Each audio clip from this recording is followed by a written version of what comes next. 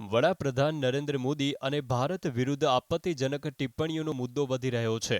માલદીવના હાઈ કમિશનરને બોલાવવામાં આવ્યા હતા. ઇબ્રાહિમ શાહિબ સાઉથ બ્લોક સ્થિત વિદેશ મંત્રાલય પહોંચ્યા. જો કે બેઠક અંગેની વધુ વિગતો બહાર આવી નથી. આ પહેલા રવિવારે માલદીવ સરકારે તેના 3 મંત્રીઓ માલશા શરીફ, મરિયમ શિવના અને અબ્દુલ્લા મહજુમ મજીદને હટાવી દીધા હતા. તેમને પીએમ મોદી અને ભારત વિરુદ્ધ ટિપ્પણીઓ કરી હતી. આ ઉપરાંત ભારતના પ્રવાસન ક્ષેત્રની સુવિધા અંગે પણ ટિપ્પણીઓ કરવામાં આવી હતી. માલદીવ સરકારના પ્રવક્તાએ કહ્યું હતું કે ભારત વિશે સોશિયલ મીડિયા પર પોસ્ટરના સંદર્ભમાં શું ચાલી રહ્યું છે તે અંગે અમારી સરકારે પોતાનું વલણ સ્પષ્ટ કર્યું છે. વિદેશ મંત્રાલયે પણ એક નિવેદન બહાર પાડ્યું હતું.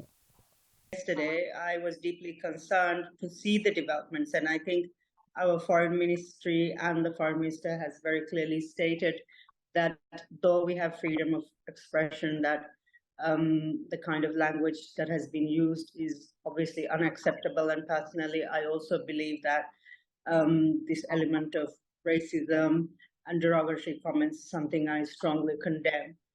તો બીજી તરફ ઇઝી માય ટ્રીપ નામની ટ્રાવેલ કંપનીએ માલદીવની તમામ ફ્લાઇટ બુકિંગ સ્થગિત કરી દીધી હતી.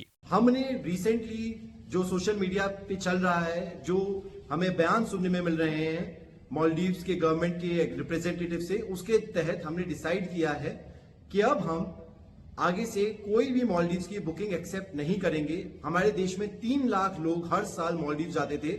अब वो इज़ माय ट्रिप पे ये फैसिलिटी अवेल नहीं कर पाएंगे.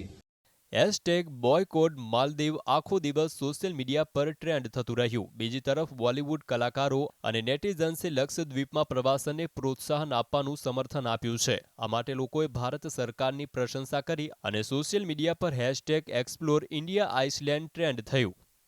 Bureau report GSTV.